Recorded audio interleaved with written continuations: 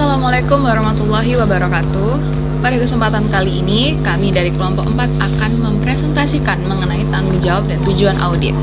Nah, sebelumnya saya akan memperkenalkan anggota kelompok 4. Yang pertama, saya sendiri Aulia Putri Saraswati, kemudian ada Ahmad Reza, ada Arina Khopso, Etika Huljana, Fadila Rahmawati, dan Winda Wijayanti. Nah, di materi kali ini kita akan membahas ada 5 submateri, di antaranya yaitu pertama, menentukan tujuan audit, kedua, asersi manajemen, ketiga, tujuan audit terkait transaksi, tujuan audit terkait saldo, dan yang terakhir, tujuan audit terkait penyajian dan pengungkapan. Poin yang pertama yaitu menentukan tujuan audit. Tujuan audit sendiri dibagi menjadi 3, yaitu yang pertama, tujuan audit yang berkaitan dengan transaksi, yang kedua, tujuan audit yang berkaitan dengan saldo, dan yang ketiga, tujuan audit yang berkaitan dengan penyajian dan pengungkapan. Oke, slide selanjutnya akan membahas satu persatu mengenai tujuan audit. Yang pertama, tujuan audit yang berkaitan dengan transaksi. Contohnya, terdapat tujuan audit khusus yang berkaitan dengan transaksi penjualan, serta tujuan audit khusus yang berkaitan dengan transaksi retur dan pengurangan harga dan penjualan. Dan yang kedua, tujuan audit berkaitan dengan saldo. Contohnya adalah tujuan audit khusus yang berkaitan dengan saldo piutang usaha dan tujuan audit khusus yang berkaitan dengan saldo utang usaha. Dan poin ketiga yaitu tujuan audit berkaitan dengan penyajian dan pengungkapan. Contohnya, ada tujuan audit khusus yang berkaitan dengan penyajian dan pengungkapan untuk piutang usaha serta wesel bayar. Nah, pembahasan selanjutnya akan dibahas dengan teman saya. Di sini saya akan menjelaskan tentang bab 2 tentang asersi manajemen. Asersi manajemen adalah representasi penyataan yang tersirat atau diekspresikan oleh manajemen tentang kelas transaksi dan akun serta pengungkapan yang terkait dalam laporan keuangan. Asersi manajemen berkaitan langsung dengan prinsip-prinsip akuntansi yang berlaku umum, seperti GAAP atau PSAK. Karena asersi ini merupakan bagian dari kriteria yang digunakan manajemen untuk mencatat dan mengungkapkan informasi akuntansi dalam laporan keuangan. Standar Auditing Internasional dan Standar Auditing AICPA mengklasifikasikan asersi dalam 3 kategori. Yang pertama, asersi tentang kelas transaksi dan peristiwa selama periode yang diaudit. 2. Asersi tentang saldo akun pada akhir periode. 3. Asersi tentang penyajian dan pengungkapan. Asersi keterjadian bersangkutan dengan apakah transaksi yang dicatat dalam laporan keuangan benar-benar terjadi selama periode akuntansi tersebut. Asersi kelengkapan menyatakan apakah transaksi harus dimasukkan dalam laporan keuangan sudah dimasukkan seluruhnya. Asersi keakuratan menyatakan apakah transaksi telah dicatat pada jumlah yang benar. Asersi klasifikasi. Semua asersi klasifikasi menyatakan apakah transaksi telah dicatat pada akun yang tepat. Asersi cut-off menyatakan apakah transaksi telah dicatat pada periode akuntansi yang benar. Mencatat transaksi penjualan pada bulan Desember sementara barang belum dikirim sampai bulan Januari. Pelanggan. Asersi cut-off. Asersi tentang saldo akun. Asersi tentang saldo akun pada akhir tahun menyatakan eksistensi, kelengkapan, penilaian, dan alokasi serta hak dan kewajiban. Asersi eksistensi bersangkutan dengan apakah aktiva, kewajiban, dan kepentingan ekuitas yang dicantumkan dalam neraca benar-benar ada pada tanggal neraca. Asersi kelengkapan menyatakan apakah semua akun yang harus disajikan dalam laporan keuangan pada kenyataannya sudah dicantumkan. Penilaian dan alokasi. Asersi penilaian dan alokasi berkaitan dengan apakah akun aset, kewajiban, dan kepentingan ekuitas telah dimasukkan dalam laporan keuangan pada jumlah yang tepat, termasuk penyesuaian penilaian untuk mencerminkan jumlah aset pada nilai realisasi bersih. Hak dan kewajiban. Asersi hak dan kewajiban membahas tentang apakah aset merupakan hak entitas dan apakah kewajiban merupakan kewajiban entitas pada tanggal tertentu. Asersi tentang penyajian dan pengungkapan. 1. Keterjadian serta hak dan kewajiban.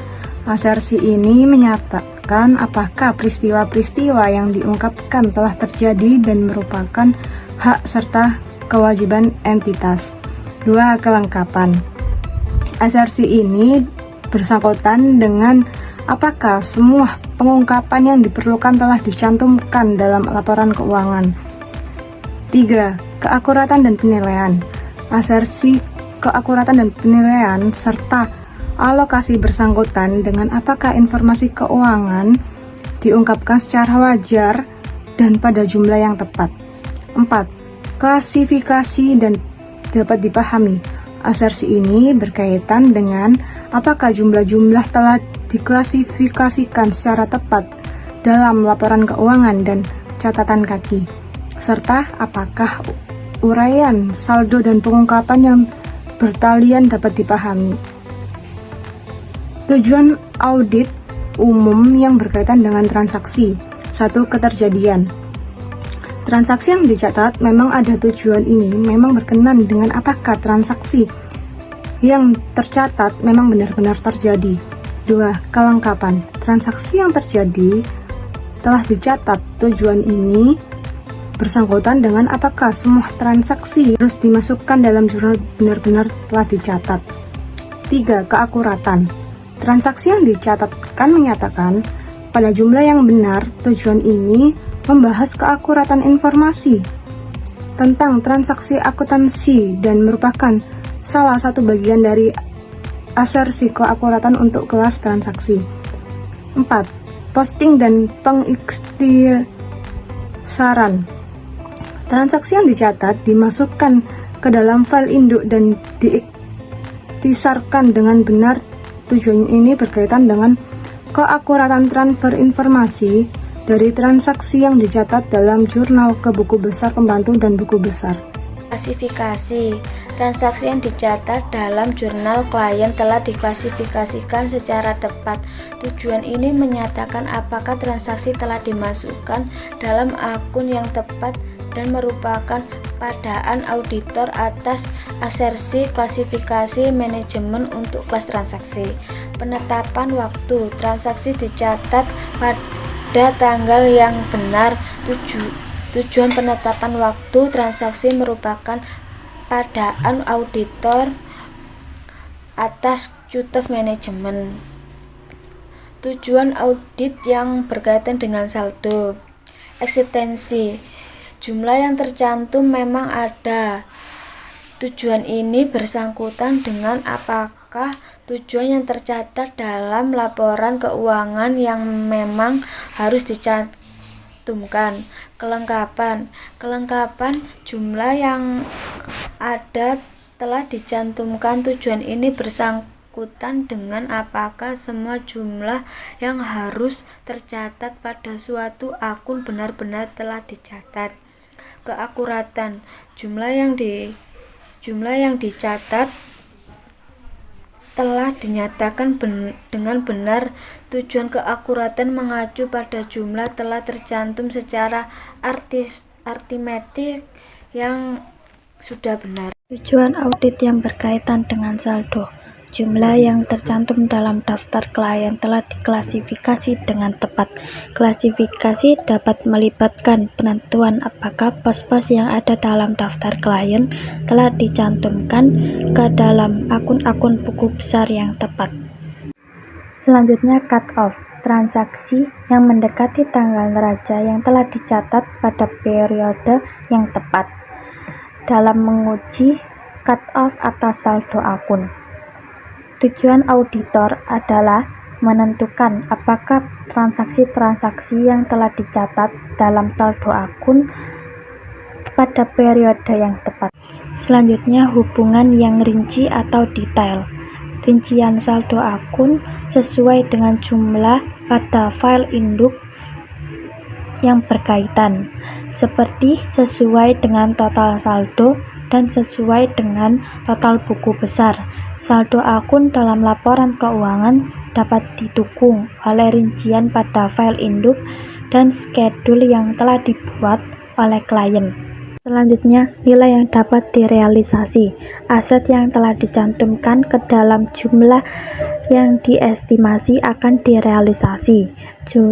Tujuan ini berkaitan dengan apakah saldo akun telah dikurangi untuk memperhitungkan penurunan biaya historis ke nilai realisasi bersih.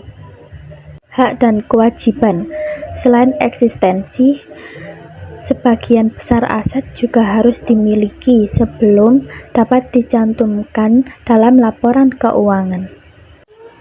Selanjutnya, tujuan audit yang berkaitan dengan penyajian dan pengungkapan biasanya identik dengan asersi manajemen untuk penyajian dan pengungkapan yang telah dibahas sebelumnya. Konsep yang sama yang diterapkan pada tujuan audit yang berkaitan dengan saldo akun juga berlaku pada tujuan audit yang berkaitan dengan penyajian dan pengungkapan.